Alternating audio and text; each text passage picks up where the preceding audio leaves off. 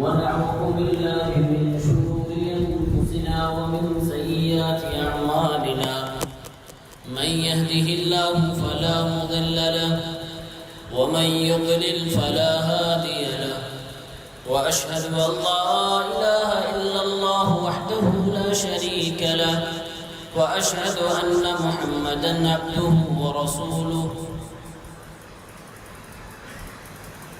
يا أيها الذين آمنوا اتقوا الله حق تقاته ولا تموتن إلا وأنتم مسلمون يا أيها الناس اتقوا ربكم الذي خلقكم من نفس واحدة وخلق منها زوجها وبث منهما رجالا كثيرا ونساء واتقوا الله الذي تساءلون به والأرحام إن الله كان عليكم رقيبا يا أيها الذين آمنوا اتقوا الله حق تقاته يا أيها الذين آمنوا اتقوا الله وقولوا قولا سديدا يصلح لكم أعمالكم ويغفر لكم ذنوبكم ومن يطع الله ورسوله فقد فاز فوزا عظيما أما بعد فإن خير الحديث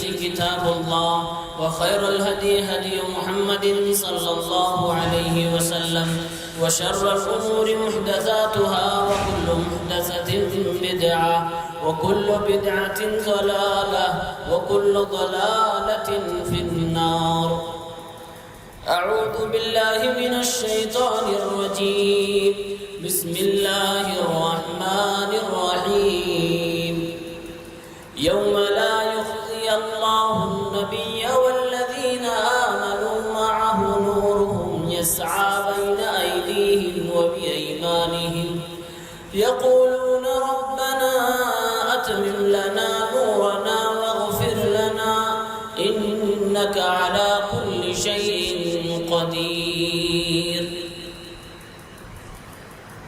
محترم سامعین کرام، حاضرین جمعہ، اسلامی بھائیوں، عزیز بچوں،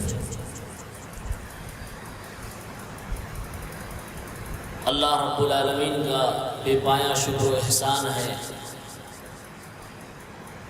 کہ چند دنوں کی دوری کے بعد اللہ وحدہ لا شریک نے اپنے فضل و کرم سے آج ایک بار پھر آپ سے ہماری ملاقات کروائی۔ اللہ رب العالمین ہمارے کہنے سننے اور آنے کو قبول فرمائے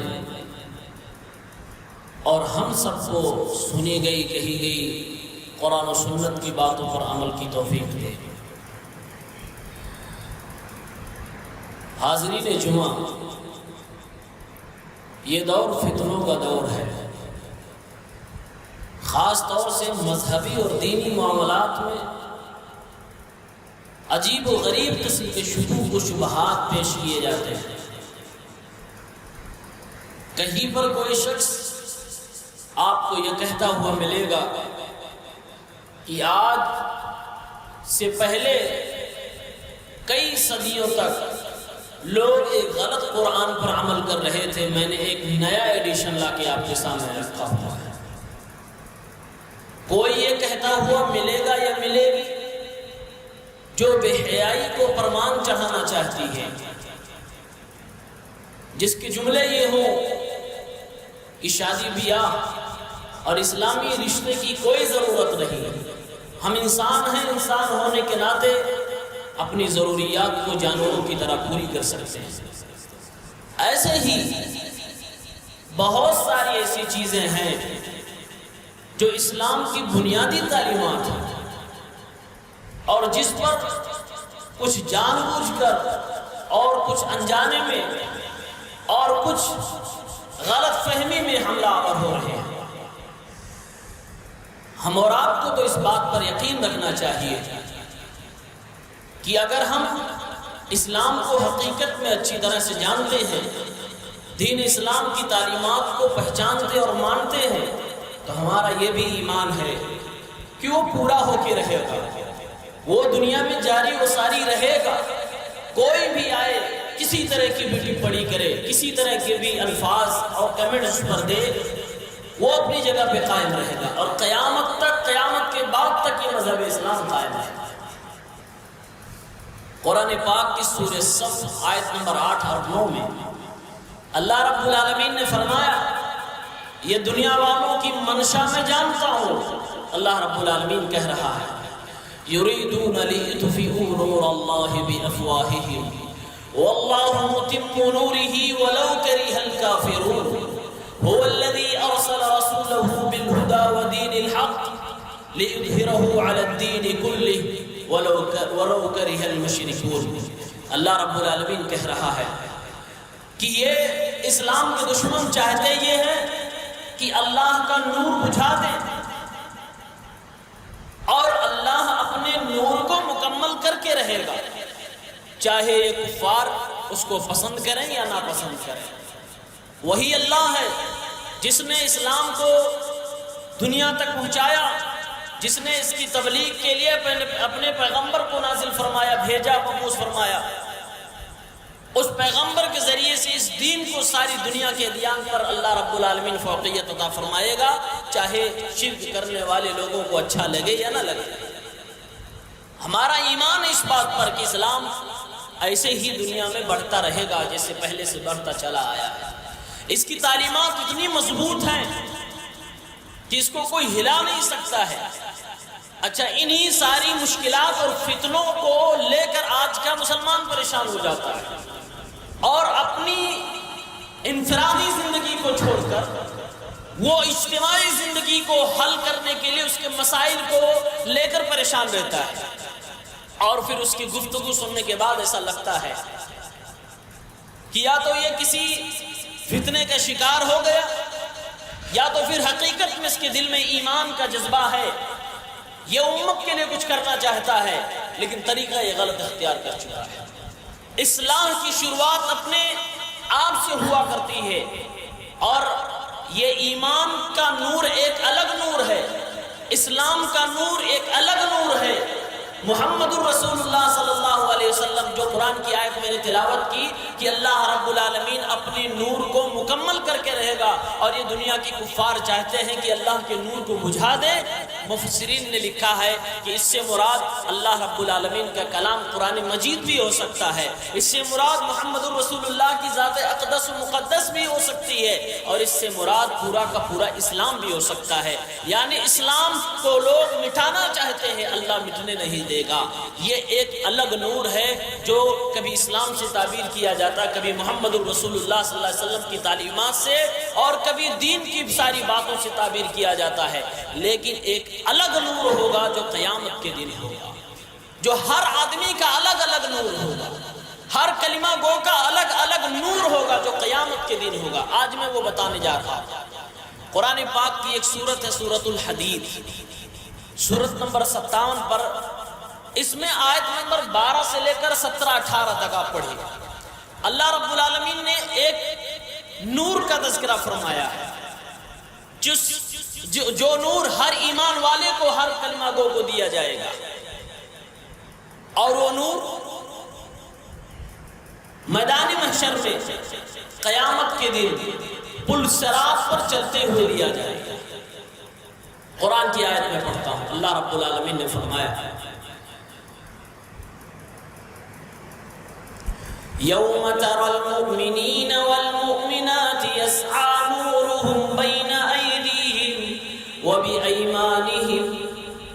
اے نبی، کاش، اے نبی، آپ جب دیکھیں گے اس دن مومن مردوں کو اور مومنہ عورتوں کو کہ ان کے سامنے ان کا نور چل رہا ہوگا، دوڑ رہا ہوگا، اور ان کے دائیں جانب ان کا نور دوڑ رہا ہوگا، چل رہا ہوگا۔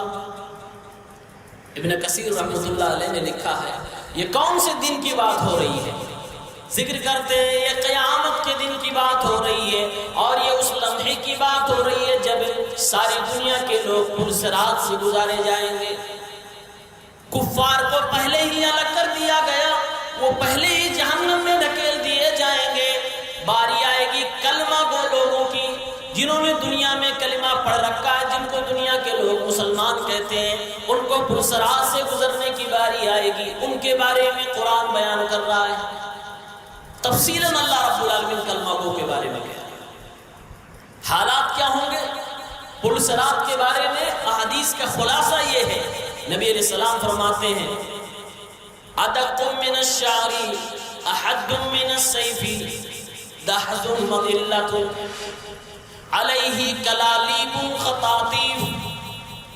اللہ کے نبی صلی اللہ علیہ وسلم نے فرمایا پرسرات جو قیامت کے دن لگایا جائے گا، جس پہ سے ہر انسان کو، ہر آدمی کو گزرنا ہوگا، ہر شخص کو گزرنا ہوگا، اللہ کے نبی فرماتے ہیں بال سے زیادہ باریک، تلوار سے زیادہ دھاردار، اس پر پھسلنے کی چیز لگی ہوئی ہوگی، علامت نے جہنم، جہنم کے اوپر لگایا گیا ہوگا، نیچے جہنم کی گہرائی ہوگی، دائیں بائیں لوہے کے سامان لگے ہوں گے جو انسان کو لپٹ کر اور لوہے اس میں پھنسا کر اس کو جہنم کے اندر گرانے کی کوشش کریں گے۔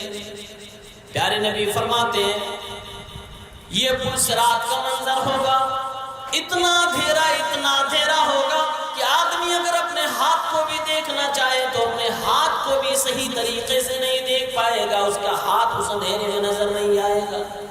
ایسی حالت میں ہر ایک کو پرسرات سے گزرنا ہے، اس کو سوچا بھی نہیں جا سکتا، تصور بھی نہیں کیا جا سکتا کہ ایک راستہ جو بال سے بھی زیادہ باریک ہو، جس پہ خطرات منڈلا رہے ہیں، وہ لوہے کے کانٹے لگے ہوئے ہیں جو انسان کو پکڑ کے اور گھسیٹ کے جہنم میں گراتے ہیں، پھسلنے کی چیز لگی ہوئی ہے، دھاردار بھی بنایا گیا، اندھیرے میں بھی چلنا ہے۔ ایسے وقت میں سوائے ایمان کی روشنی کے کوئی اور روشنی کام نہیں آنے والی ہے۔ اللہ نے اسی روشنی کا ذکر کیا، اسی لمحے کا ذکر کیا۔ فرمایا اللہ رب العالمین نے یسعی نورہم بین ایدیہم، ان کا نور ان کے سامنے ہوگا۔ کن کا؟ مومن مردوں اور مومن عورتوں کا نور ان کے سامنے ہوگا، وہ اپنے نور کی روشنی میں چل رہے ہوں گے۔ اس اندھیرے ماحول میں صرف روشنی ان لوگوں کے پاس ہوگی جن کے پاس ایمان ہوگا، جنہوں نے دنیا میں کلمہ پڑھا ہوگا، وہ پرسرات میں سے گزر رہے ہوں گے۔ ایک طرف پار کر کے جائیں گے تو جنت نظر آئے گی، وہاں فرشتے استقبال میں کھڑے ہوئے، ریسیو کرنے کے لیے کھڑے ہوئے کہ جو پار کر کے ادھر آ گیا وہ جنت میں جائے گا، اس کے استقبال میں فرشتے کھڑے ہیں۔ وہ فرشتے وہیں سے آواز دیں گے بشراکم اليوم جنات تجری من تحتها الانہار خالدین فیہا۔ اے نیک لوگوں، پرسرات کو پار کرو، ادھر آؤ، جنت کی طرف آؤ، آج تمہارے لیے خوشخبری ہے، آج تمہارے لیے بشارت ہے، آج تمہارے لیے اس جنت کی خوشخبری ہے جس کے چاروں طرف، جس کے دائیں بائیں، جس کے نیچے نہریں جاری کر دی گئی ہیں۔ ذالک هو الفوز العظیم، اور جس نے یہ پرسرات پار کر لیا اور جنت کو پا لیا، یہی تو بڑی کامیابی ہے، یہی تو انسان کا مقصد ہے جس کو حاصل کرنے کے لیے ساری زندگی انسان کوشش کر رہا ہے۔ جب مومن اس پرسرات پہ چل رہے ہوں گے، مفسرین نے لکھا ہے کہ آدمی کی نیکیاں کیسی ہیں اس حساب سے روشنی ہوگی۔ کسی کی روشنی پہاڑ کے برابر ہو، کسی کے ایمان کی روشنی کھجور کے درختوں اور باغات کے برابر ہوگی، کسی کی روشنی آدمی کے سائے یا آدمی کے قد کے برابر ہوگی۔ سب سے کم جو ایمان کی روشنی ہوگی وہ انسان کے انگوٹھے کے برابر ہوگی۔ آدمی اپنی اپنی روشنی میں چل رہا ہو، مومن چل رہے ہیں، مومن عورتیں چل رہی ہیں، پرسرات پار کر رہے ہیں اسی ایمان کی روشنی کی بدولت۔ منافقوں کو بھی اللہ تبارک و تعالی روشنی عطا فرما دے گا، کیونکہ انہوں نے بھی کلمہ پڑھا ہوا ہے، ظاہراً ہی صحیح لیکن کلمہ پڑھا ہے، دنیا میں انہیں مسلمان کہا جا رہا ہے، وہ کلمہ گو کہے جا رہے ہیں، ان کو بھی روشنی مل جائے گی، وہ چلیں گے اور تھوڑی دور تک ساتھ میں جائیں گے، پرسرات پر پہنچیں گے، جب عین مصیبت کے ٹائم پر، خطرے کے ٹائم پر پہنچیں گے، اللہ رب العالمین اچانک ان کی روشنی کو کھینچ لے گا، منافقین کی روشنی ختم کر دی جائے گی، ان کے ایمان کی بیٹری ڈسچارج ہو جائے گی۔ اب آگے اللہ رب العالمین فرما رہا ہے کہ جب ان کے ایمان کی بیٹری بند ہوگی پھر وہ منافق کیا کہیں گے؟ یقول المنافقون والمنافقات للذین آمنوا انظرونا نقتبس من نورکم، یہ منافق مرد یہ منافق عورتیں کہیں گی ایمان والوں سے، وہی جو آگے جا رہے تھے ایمان والے، اے ایمان والو انظرونا نقتبس من نورکم، تھوڑا سا رک جاؤ، تھوڑا ہمارا انتظار کر لو، ہماری بیٹری خراب ہو گئی، ہماری روشنی ختم ہو گئی، اب اندھیرا چھا گیا، ہمیں دکھائی نہیں دیتا ہے، تھوڑا ہمارا انتظار کر لو، ہم بھی تمہارے ساتھ میں پار ہونا چاہتے ہیں اور اس طرف جانا چاہتے ہیں۔ نقتبس من نورکم، مفسرین لکھتے ہیں نقتبس قبس سے بنا ہے، قبس ہوتا ہے آگ کے ایک شعلے کو قبس کہا جاتا ہے۔ منافقین کہیں گے رکو، تھوڑا سا روشنی مجھے دے دو، جیسے کوئلے کا آگ ہو اس میں سے ایک انگارہ مجھے دے دو، اس کے بدولت میں چلنا چاہتا ہوں، میں چلا جاؤں گا، تھوڑا سا مجھے دکھا دو بیٹری، تھوڑا سا اپنی روشنی مجھے دے دو، میں پار کرنا چاہتا ہوں۔ ادھر سے جواب آئے گا قیل ارجعوا وراءکم فالتمسوا نورا، جاؤ واپس پلٹ کے جاؤ، جہاں پر یہ روشنی بانٹی جا رہی تھی وہاں پر تم واپس پلٹ کے جاؤ، جہاں سے میں نے یہ روشنی حاصل کی ہے وہیں پر تم واپس پلٹ کے جاؤ، فالتمسوا نورا، اور وہاں پر تلاش کرو، ہو سکتا ہے کہ تمہیں روشنی مل جائے، وہاں سے جاؤ ایمان کی نورانی روشنی لے کر آؤ۔ جواب دیا جائے گا یہ پلٹیں گے، مفسرین نے لکھا ہے کہ یہ منافق وہاں سے پلٹیں گے کہ چلو ہو سکتا ہے پیچھے روشنی مل جائے۔ یہاں علماء کرام لکھتے ہیں یا تو اللہ رب العالمین منافقین سے یہاں پر مذاق کر رہا ہے، جیسے دنیا میں وہ لوگ مومنوں کا مذاق کر رہے تھے، اللہ رب العالمین کو دھوکہ دینا چاہتے تھے، ویسے ہی اللہ رب العالمین نے قرآن میں وعدہ کیا ہے کہ ان منافقین کو اللہ دھوکہ دے گا، ان سے اللہ مذاق کرے گا، تو یہ ہے مذاق کا وقت۔ یہ واپس پلٹیں گے، آئیں گے کچھ بھی نہیں، کوئی نور نہیں بن رہا ہے، کوئی چیز نہیں مل رہی ہے، کوئی روشنی نہیں مل رہی ہے، سارا ماحول ختم ہو چکا ہے۔ پھر واپس پلٹ کے پرسرات کی طرف جائیں گے، مومنوں سے اشکال پیش کرنے کے لیے، ان سے کہنے کے لیے کہ آپ نے کہا تھا جاؤ ملے گا، پیچھے تو کچھ بھی نہیں ہے۔ ادھر منافقین واپس پلٹ کر جب پرسرات پر آئیں گے، قرآن کریم میں اللہ رب العالمین نے فرمایا فَضُرِبَ بَيْنَهُمْ بِسُورٍ لَهُ بَابٌ بَاطِنُهُ فِيهِ الرَّحْمَةُ وَظَاهِرُهُ مِنْ قِبَلِهِ الْعَذَابُ۔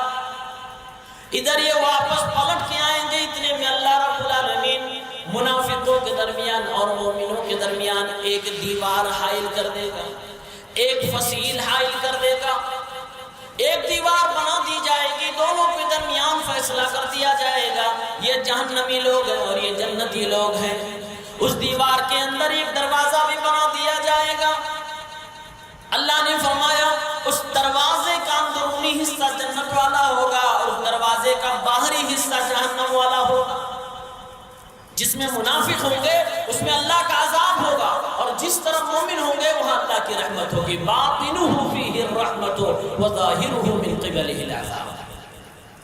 اب جو منافقین پھنس جائیں گے اس طرح، ان کی روشنی غائب، ایمان ان کا بڑا کمزور تھا، دنیا میں جھوٹ بولنے سے ان کو فرصت نہیں تھی، دنیا میں وہ گالیاں دینے والے تھے، نمازیں نہ پڑھنے والے تھے۔ یہ منافقین جن کی علامت یہ بتائی گئی ہے، ایسے لوگ وہاں پر ہوتے تھے جو اندر سے اسلام کے دشمن تھے اور باہر سے مسلمانوں کے حامی و مددگار اپنے آپ کو کہتے تھے۔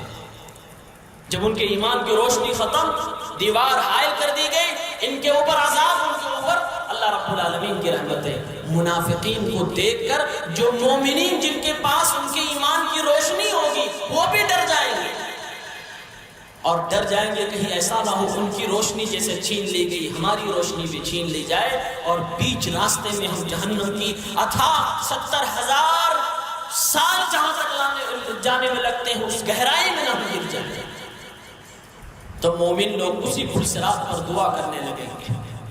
سورہ تحریم کی آیت نمبر 8 کی میں نے تلاوت کی ہے۔ یقولون ربنا اتمم لنا نورنا واغفر لنا انک علی کل شیء قدیر۔ مومن کہیں گے اے اللہ رب العالمین، ربنا اتمم لنا نورنا، ہمارے نور کو تو پورا مکمل باقی رکھنا، اے اللہ اس میں سے کچھ بھی کمی نہ کرنا، اے اللہ ہماری ایمان کے نور کو باقی رکھنا اور ہمیں بخش دینا، اگر ہم سے خطائیں ہوئی، غلطیاں ہوئی ہیں رب العالمین معاف فرما دینا، انک علی کل شیء قدیر، تو ہر چیز پر قدرت رکھنے والا، ہر چیز کی طاقت رکھنے والا ہے۔ مومنین یہ دعا کرنے لگیں گے۔ ڈر ہو جاتا ہوں، سبق ملا ہے کہ دنیا میں اگر آپ کسی کے اوپر اللہ رب العالمین کا عذاب دیکھو، کسی کو مشکلات و مصائب میں دیکھو، تو آپ دیکھ کر اس کو خوش نہ ہو جاؤ کہ وہ تو گیا، مر گیا، تہس نہس ہو گیا، برباد ہو گیا۔ آپ کو اللہ رب العالمین نے صحت دے رکھی ہے، سامنے کوئی آپ کے مریض ہے تو آپ اس کو مرض میں دیکھ کر خوش نہ ہوا کرو اور اپنی صحت مندی کو دیکھ کر اپنے آپ کو خوش فہمی میں مبتلا نہ کرو۔ سبق ملتا یہ ہے کہ اللہ سے اسی وقت دعا کرو، اے اللہ تیرا شکر ہے کہ تو نے مجھے اس جیسا نہیں بنایا، اے اللہ ہماری صحت کو بحال رکھنا، اے اللہ ہمارے اوپر جو تو نے نعمتیں دے رکھی ہیں، اے اللہ ان نعمتوں کو مجھ سے نہ چھیننا۔ وہاں پر پلسرات پر مومن اس طرح کی دعا کرنے لگے۔ دیوار حائل کر دی گئی ہے۔ اب منافق جب دیکھیں کہ دروازہ بند ہو گیا، ادھر چلے گئے، ہم ادھر پھنس گئے، اب ادھر ان کے جذبات سامنے آئیں گے اور پھر لوگوں کو یاد دلانا شروع کریں گے۔ قرآن کریم میں اللہ رب العالمین نے اگلی آیت میں کہا، یہ منافق وہیں سے چیخنا چلانا شروع کریں گے دیوار کے اس پار سے، ينادونهم ألم نكن معكم قالوا بلى ولكنكم فتنتم أنفسكم۔ منافقین پیچھے سے آواز لگائیں گے، اے ایمان والوں جو دیوار کے اس پار چلے گئے ہو، ذرا یہ بتاؤ، ألم نكن معكم، کیا ہم دنیا میں تمہارے ساتھ نہیں رہتے تھے؟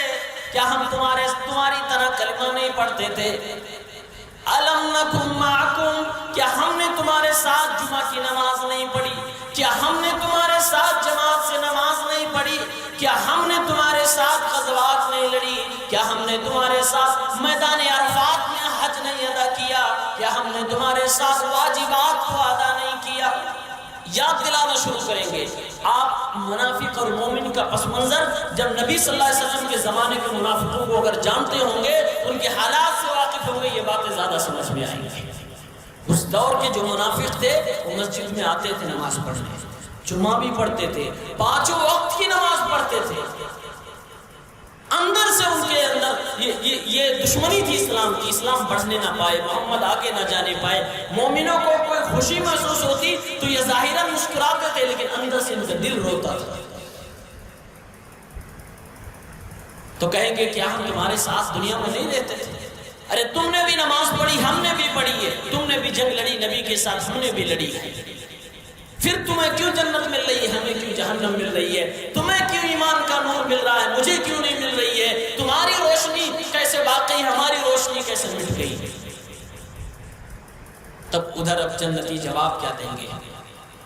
قالوا بلا، جنتی کہیں گے ہاں تم ہمارے ساتھ تھے، تم نے ہمارے ساتھ جمعہ بھی، تم نے ہمارے ساتھ جماعت اور جماعات، غزوات اور واجبات، ساری چیزیں تم نے پورا کیا ہے، تم نے ہمارے ساتھ زندگی گزاری ہے، لیکن بات نیت کی ہے۔ تمہارے دل میں کھوٹ تھا، تمہارے دل میں کفر اور نفاق تھا جو ہمارے دل میں نہیں تھا، ہمارے دل میں ایمان اور اخلاص تھا، تمہارے دلوں میں نفاق اور تمہارے دلوں میں کفر تھا۔ ہم نماز پڑھنے آتے تھے تو اللہ کو راضی کرنے کے لیے آتے تھے، اور تم آتے تھے تو دنیا کو دکھانے کے لیے آتے تھے۔ ہم غزوہ کرنے کے لیے نبی کے ساتھ جنگ میں جاتے تھے تو ہمارا مقصد ہوتا تھا اللہ کا دین دنیا میں چھا جائے، اور تمہارا مقصد یہ ہوتا تھا کہ تم بچ جاؤ محمد رسول اللہ کی ڈانٹ پھٹکار سے، اس لیے تم مسلمانوں کا ساتھ ظاہراً دیتے تھے، اندر سے تم کافروں کے ساتھ تھے۔ یہ فرق تھا۔ اور پھر کہیں گے تمہارے اندر اور بھی کمیاں تھیں. وہ کمیاں سنیے میرے بھائی، اور اگر اپنے اندر ہے تو اس کو نکالیے. قالوا بلا ولکنکم فتنتم انفسکم، تمہارے اندر کمی یہ تھی کہ تم نے کلمہ کو پڑھا تھا، لیکن کلمہ پڑھنے کے ساتھ ساتھ تم نے اپنے آپ کو فتنوں میں مبتلا کر رکھا تھا. فتنے میں خود کو تم نے ڈال رکھا تھا، تم فتنے میں پھنس چکے تھے. فتنہ کسے کہتے ہیں؟ کوئی موبائل پہ ویڈیو بنائے اور کہے قرآن میں یہ غلط. ایک کلمہ کو مسلمان اپنی جہالت کی بنیاد پر یقین کر لیا ہے. دنیا کے ہزاروں سینکڑوں کروڑوں مسلمان علماء حفاظ غلط کہہ رہے ہوں گے، یہ صحیح کہہ رہا ہے.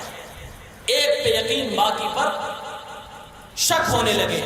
یہ اپنے آپ کو اٹھتے ہوئے فتنے میں جھونکنا ہے.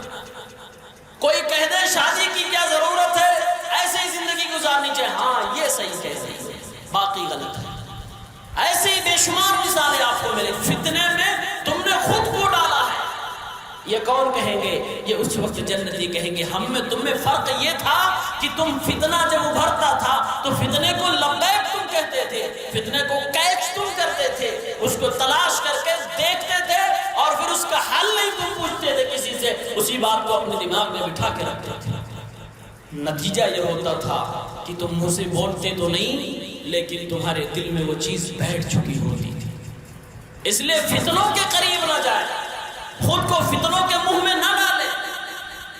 ہمارا تو منہج اور عقیدہ صاف ستھرا ہے کہ جو پڑھا لکھا ہو، عالم ہو، ڈگری ہولڈر ہو، اس کے پاس اگر یہ طاقت نہیں، اتنی صلاحیت نہیں کہ فتنوں کا جواب دے سکے، شبہات کا جواب دے سکے، تو ہمارے علماء کہتے ہیں کہ وہ ڈگری ہولڈر عالم بھی ان فتنوں کے قریب نہ جائے. جاہلوں کی دور کی بات ہے. عالموں میں سے وہ اعلیٰ کیٹیگری بصلاحیت علماء ان فتنوں کو دیکھیں اور سنیں جو اس کا جواب دے سکتے ہیں، اور اسٹیج سے ان فتنوں کا نہ بیان کیا جائے، اس کی تفصیل کو نہ چھیڑی جائے، بس امت کو آگاہ کیا جائے کہ اب اس سے دور ہو. آج ہماری حالت کچھ ایسی ہی ہے. اکثر نوجوان مسلمان فتنوں کا شکار. وَلَكِنَّكُمْ فَتَنْتُمْ أَنفُسَكُمْ، اولاد ہمارے لیے فتنہ ہے، مال ہمارے فتنہ ہے. انما اموالکم واولادکم فتنہ، تمہارے مال، تمہارے اولاد تمہارے لیے فتنہ ہے. مال، اولاد اور بھی بہت ساری نعمتیں ہیں، ہمارے لیے نعمت بھی ہے، فتنہ بھی بن جاتی ہے. کوئی بھی نعمت جو ہم اور آپ کے پاس ہے وہ فتنہ کب بنتی ہے؟ قرآن پاک کی ایک آیت سے مجھ کو سمجھتے ہیں. جیسے اولاد نعمت ہے، ہر آدمی کو طبعاً فطری طور سے اپنی اولاد سے محبت ہوتی ہے، اپنی حلال دولت سے محبت ہوتی ہے، اپنے کاروبار سے، اپنے گھر سے، مکان سے، ماں باپ سے، اولاد سے اور اپنے بھائیوں کنبہ قبیلے سے محبت ہوتی ہے. یہ فطری چیز ہے. یہ ساری کی ساری چیزیں اچھی ہیں، لیکن ایک چیز اگر اس میں آ جائے تو یہ ساری چیزیں آپ کے لیے فتنہ بن جاتی ہیں. قرآن پاک کی سورہ توبہ آیت نمبر 24 میں اللہ رب العالمین نے فرمایا قل ان كان آباؤكم وأبناؤكم وإخوانكم وأزواجكم وعشيرتكم وأموال اقترفتموها وتجارة تخشون كسادها ومساكن ترضونها أحب إليكم من الله ورسوله وجهاد في سبيله فتربصوا حتى يأتي الله بأمره. اللہ رب العالمین نے فرمایا اے نبی اپنے ماننے والوں سے آپ کہہ دیجئے کہ اگر تمہارے باپ، تمہاری اولاد، تمہارے بھائی، تمہاری بیویاں، تمہارا کنبہ قبیلہ، تمہارے مال کیش میں تمہارے پاس جو پڑے ہوئے ہیں، تمہاری تجارت، تمہارا بزنس و کاروبار اور تمہارے بلڈنگیں، تمہارے مکانات، تمہارے محلات، یہ ساری کی ساری 8 چیزیں اللہ رب العالمین نے گنوائی. فرمایا اللہ رب العالمین نے اے نبی کہہ دو اگر یہ 8 نعمتیں ایک طرف آ جائیں اور ان کے مقابلے میں اللہ، اس کے رسول اور اللہ کے دین کے لیے تمہیں جو کوشش کرنی ہے یہ چیز آ جائے اور آدمی ان 8 چیزوں کے اوپر فوکس کرنے لگے، اللہ اس کے رسول کے حکم کی نافرمانی کرنے لگے، دین کے لیے جو اسے کرنا چاہیے اس کو چھوڑ دے، تو یہ ساری کی ساری نعمتیں فتنے میں بدل جاتی ہے. فتربصوا، اللہ نے فرمایا اے نبی تو کہہ دو ایسے لوگوں سے جو ان 8 کے پیچھے دین کو بھلا بیٹھتے ہیں کہ وہ انتظار کریں یہاں تک کہ اللہ اپنا عذاب لے آئے، قیامت قائم ہو جائے، حساب جو ہوگا اللہ کرے گا۔ یہ ساری چیزیں نعمت ہے اللہ کی۔ باپ نعمت ہے، اولاد نعمت ہے، بھائی نعمت ہے، بیویاں نعمت، کنبہ قبیلہ نعمت، آپ کا تجارت سے کمایا ہوا کیش حلال جو مال ہے وہ آپ کے لیے نعمت، ہمارا کاروبار نعمت، گھر مکان نعمت، سب چیزیں نعمت ہے۔ لیکن جب معاملہ آ جائے اللہ اس کے رسول کا اور دین کے لیے کوشش کرنے کا، اور پھر وہاں پر آپ اللہ اس کے رسول اور دین کو سائیڈ میں لگا کر یہ 8 چیزوں پہ فوکس کرنے لگے، پھر یہ آپ کے لیے فتنہ بن جاتے ہیں۔ میں مثال دے رہا ہوں، اولاد کی کوئی تمنا ہے جو اسلام کے خلاف ہے، باپ اولاد کی محبت میں پوری کر رہا ہے، وہ اولاد اس کے لیے فتنہ بن گئی۔ اولاد کا حق ہے تربیت کرنا، باپ نہیں کر رہا ہے، بے توجہی برت رہا ہے، یہ باپ کے لیے اولاد فتنہ بن گئی۔ باپ کا بھی یہی معاملہ ہے، اولاد خود کمانے کے لائق ہے لیکن پھر بھی باپ کی حرام کمائی پہ پل رہا ہے تو اس کا باپ اس کے لیے فتنہ ہو گیا۔ بیویاں اگر بگڑ گئی اور شوہر جانتا ہے دیوس کی زندگی گزارنے لگا، اس کی بیوی اس کے لیے فتنہ بن گئی۔ اور ایسے ہی آپ کا کنبہ قبیلہ شرک و بدعت خرافات میں پڑا ہوا ہے، آپ جانتے ہو پھر بھی نہیں اس کی اصلاح کی کوشش کر رہے ہو، آپ کا قبیلہ خاندان آپ کے لیے فتنہ ہو گیا۔ تجارت کر رہے ہیں، اس میں حرام چیزیں اور حرام کاروبار، سود چیزیں، بےمانی، ڈکیتی، ساری چیز اس میں شامل ہو رہی ہے، وہ کاروبار آپ کے لیے فتنہ ہو گیا۔ حرام کمائی سے بنایا ہوا گھر محل اگر جس میں آپ رہ رہے ہو، وہ گھر آپ کے لیے فتنہ ہو گیا۔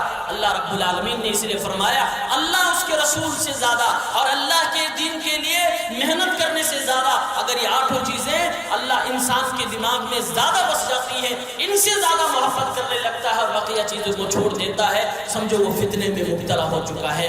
وَلَٰكِنَّكُمْ فَتَنْتُمْ أَنفُسَكُمْ، اے لوگو، اے منافقوں، تم آج جہنم میں اس لیے گئے کیونکہ تمہاری حالت یہ تھی کہ تم فتنوں میں خود کو ڈال دیا کرتے تھے۔ آج اس کے اکثر لوگ شکار ہیں، اور جنتی کہیں گے اور اگلا اسٹیپ، اگلی غلطی تمہاری یہ تھی وَتَرَبَّصْتُمْ، تم سے غلطی ہو جاتی، تم اپنی غلطی نہیں مانتے تھے، گناہ کرنے کے بعد گناہ کو گناہ نہیں سمجھتے تھے، انتظار کرتے تھے، آج توبہ کریں گے، کل کریں گے، پرسوں کریں گے، نتیجہ یہ ہوتا کہ تم توبہ کرتے ہی نہیں تھے۔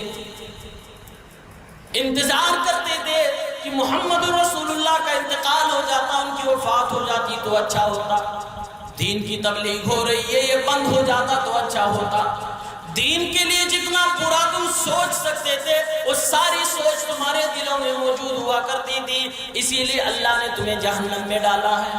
اور جب آدمی اس قسم کا ہو جائے، یعنی فتنے میں، پہلے اسٹیپ بائی اسٹیپ اب دیکھیے، پہلے آدمی جب فتنوں کا شکار ہو جائے تو جب جو آدمی فتنے کا شکار ہوگا وہ ضرور جس چیز کی وجہ سے فتنے کا شکار ہوا اس کے خلاف اس کے دل میں نفرت ہو جائے گی۔ یعنی اولاد کی محبت ایک طرف، یہ 8 چیزوں کی محبت ایک طرف، ادھر اللہ اس کے رسول کا کوئی حکم ہے، دونوں ٹکرا رہے ہیں، آدمی ان کی وجہ سے اس کو چھوڑ دیا تو اس کو دین سے دوری نفرت محسوس ہوگی، وہ دین سے دور ہوتا جائے گا، علماء سے بھاگے گا کہ مت جاؤ، ابھی کوئی فتویٰ سنائیں گے، ابھی کوئی حرام کی بات بتلا دیں گے کہ یہ چیز حرام ہے، یہ تم کر رہے ہو، یہ غلط ہے، یہ غلط ہے، پھر وہ دور بھاگنے لگے گا۔ جب دور بھاگے گا تو سوچے گا کاش ملاقات نہ ہو جاتی مولوی صاحب سے، کاش ملاقات نہ ہو جاتی، کاش ہمیں سنتے ہی نہ، جانتے ہی نہ تو اچھا ہوتا۔ پھر اگلا اسٹیپ جب آئے گا، یعنی آدمی فتنوں کا شکار ہوگا، پھر دین کی باتوں اور علماء سے دور ہوگا، پھر تیسرے نمبر پہ نمبر آئے گا کہ اس کو دین کے معاملے میں شک ہونے لگے گا۔ اسی لیے مومن کہیں گے وَلَٰكِنَّكُمْ فَتَنْتُمْ أَنفُسَكُمْ وَتَرَبَّصْتُمْ وَارْتَبْتُمْ، دین سے دور ہوئے پھر اس کے بعد تمہیں شک ہونے لگا۔ کس چیز کا شک ہونے لگا؟ یہ محمد جو ہے نبی ہے بھی کہ نہیں ہے، یہ قرآن جو ملا یہ صحیح ہے بھی کہ نہیں، یہ جو حدیثیں ہیں یہ صحیح ہے بھی کہ نہیں۔ دین کی باتوں میں شک ہونے لگے گا، ہر بات میں شک ہونے لگے گا۔ شک ہوگا تو پھر کیا ہوگا؟ پھر آپ کے پاس صرف خواہشات بچیں گی، آپ اسی خواہشات کے مطابق اپنی زندگی گزارو گے۔ دین کی باتیں جو شک شبہ کی بنیاد پر انسان کے پاس ہوتی ہے، آدمی اس پہ عمل نہیں کرتا ہے، وہ بس سوچنے کے لیے، بحث کرنے کے لیے رکھتا ہے، عمل اپنی خواہش پہ کرتا ہے۔ اس لیے اگلی اور چوتھی بات کہی وَغَرَّتْكُمُ الْأَمَانِيُّ، تم جہنم میں اس لیے گئے کیونکہ تمہاری خواہشات نے تم کو دھوکے میں ڈال دیا، اور اتنی دیر تک تم دھوکے میں پڑے رہے رہے حتی جاء امر اللہ، یہاں تک کہ تم کو موت آ گئی، دنیا سے چلے گئے، تم اسی ترتیب سے اپنی زندگی گزارتے رہے، اپنی خواہشات کی پیروی کرتے رہے، اور نتیجہ یہ ہوا کہ شیطان نے بڑے چالاکی سے تمہیں دھوکہ دیا اور تم پوری زندگی دھوکے میں پڑے رہے، اس لیے تم آج جہنم میں ہو۔ اب آگے اللہ رب العالمین فرما رہا ہے فَالْيَوْمَ لَا يُؤْخَذُ مِنْكُمْ فِدْيَةٌ وَلَا مِنَ الَّذِينَ كَفَرُوا مَأْوَاكُمُ النَّارُ هِيَ مَوْلَاكُمْ وَبِئْسَ الْمَصِيرُ۔ اب سن لو، فیصلہ ہو چکا ہے، تم جہنم میں جا چکے ہو، تم صراط سے پھسل چکے ہو، تمہاری حالت خراب ہو چکی ہے۔ اب آج کے دن دنیا والا دن نہیں رہا، دنیا میں تم کچھ لے دے کر عذاب سے سزا سے بچ جایا کرتے تھے، آج نہیں بچو گے۔ فَالْيَوْمَ لَا يُؤْخَذُ مِنْكُمْ فِدْيَةٌ وَلَا مِنَ الَّذِينَ كَفَرُوا، کافروں سے اور تم منافقوں سے آج کوئی فدیہ نہیں لیا جائے گا۔ مَأْوَاكُمُ النَّارُ، تمہارا ٹھکانہ تو جہنم ہے، ہی مولاکم، یہ جہنمی تمہاری ذمہ دار ہے، یہ جہنمی تمہاری پرورش کرنے والی آج کے دن ہوگی۔ اب جہنم ہی ہے جو تمہاری ہر چیز کو سنے گی۔ اللہ رب العالمین نے فرمایا جہنم تیری مولا ہے، تیری متولی ہے۔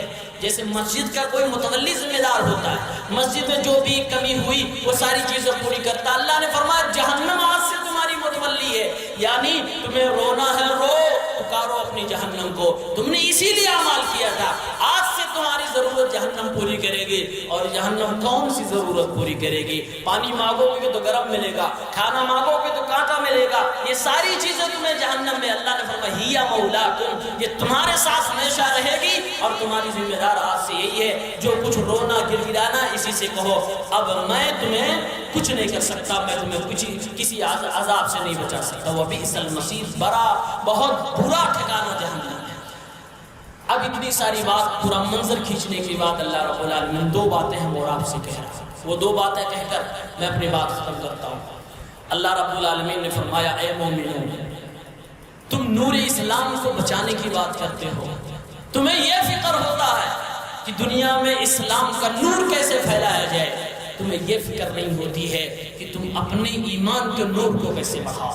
أَلَمْ يَأْنِ لِلَّذِينَ آمَنُوا أَن تَخْشَعَ قُلُوبُهُمْ لِذِكْرِ اللَّهِ وَمَا نَزَلَ مِنَ الْحَقِّ، کیا اب بھی وقت نہیں آیا کہ ایک مومن، ایک مسلمان، ایک انسان دین کی باتوں کو سن کر، نصیحت اور موعظت کی باتوں کو سن کر، یہ ساری باتوں کو سن کر اپنے دل کو نرم کر لے، اپنے آپ کو ہلا دے، ڈر جائے، گناہوں کو چھوڑ دے اور اپنے ایمان کو اور ایمان کے نور کو مکمل کرنے کی کوشش کرے۔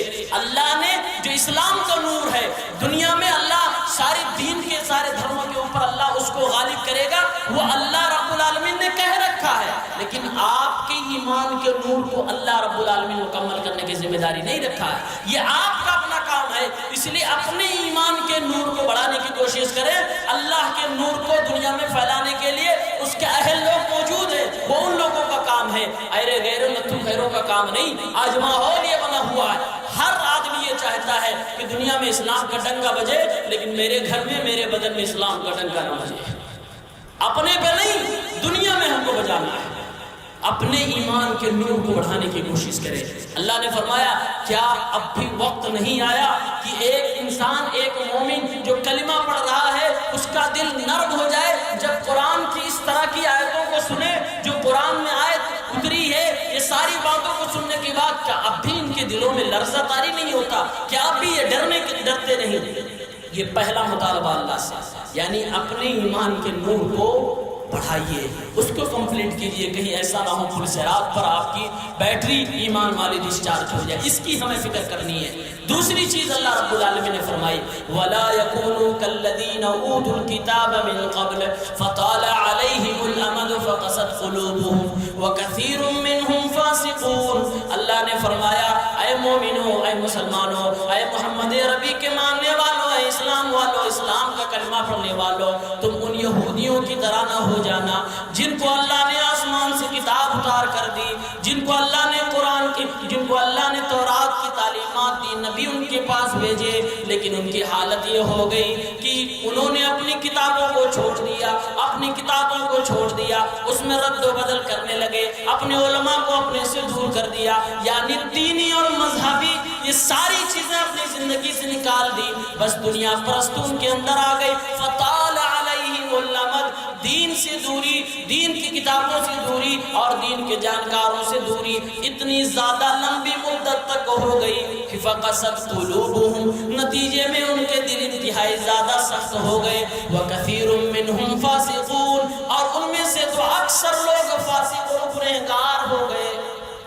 اس آیت کا اس ٹکڑے کا مطلب کیا ہے؟ اللہ نے فرمایا اے ایمان والو، یہودیوں کے اندر ایک برائی تھی کہ آسمان سے کتاب ان کو بھی ملی جیسے تمہیں ملی، ان کے پاس بھی نبی آیا جیسے تمہارے پاس آیا، لیکن انہوں نے اپنے نبی سے دوری اختیار کی، آسمانی کتاب سے دوری اختیار کی، اللہ رب العالمین کی تعلیمات سے بھاگنے لگے۔ فطال علیہم الامد، اور اتنے دن تک دور رہے کہ اس درمیان ان کا دل پتھر سے ہو گیا، ان کے دل سخت ہو گئے، دل ان کے سنگ آلود ہو گئے۔ پتہ چلا اگر ہم اور آپ اسلام اور اسلام کی تعلیمات اور اسلام کے جاننے والوں سے دور رہیں گے تو ہمارے دل بھی سخت ہو جائیں گے، اللہ فرمارا ان کی طرح مت ہو جانا، ورنہ اگر ایسے بنے تو اکثریت فاسق ہو جائے گی، اکثریت گنہگار ہو جائے گی۔ شاید میں اگر اس آیت کی روشنی میں ایک تجزیہ پیش کروں، کمنٹ دوں، تو آج کے زمانے میں اکثر مسلمانوں کی حالت یہی ہے، وہ دین کے جانکاروں سے دور ہیں، وہ دین جاننے کی کوشش نہیں کرتے، دین کے جانکاروں سے دور ہیں، دینی کتابوں سے دور ہیں، دینی معلومات سے دور ہیں، اس لیے اکثریت کے دل تنگ ہے، سخت ہے، ان پر کوئی قرآن کی آیت اثر نہیں کرتی، کوئی حدیث ان کو نہیں جوڑتی، کوئی بات ان کے دلوں پہ اثر نہیں ڈالتی، شیطان پورے دل پہ قبضہ کیے ہوئے ہے اور اکثریت گنہگار ہو چکی ہے۔ اللہ رب العالمین کا فرمان ہے مسلمانوں ایسے مت بننا، تم دین سے جڑ کے رہنا، اپنے نبی کی لائی ہوئی کتاب، ان کی دی ہوئی تعلیمات سے جڑ کے رہنا، اسی میں تمہاری بھلائی ہے، ورنہ یہودیوں کی طرح تمہارا بھی حشر ہوگا۔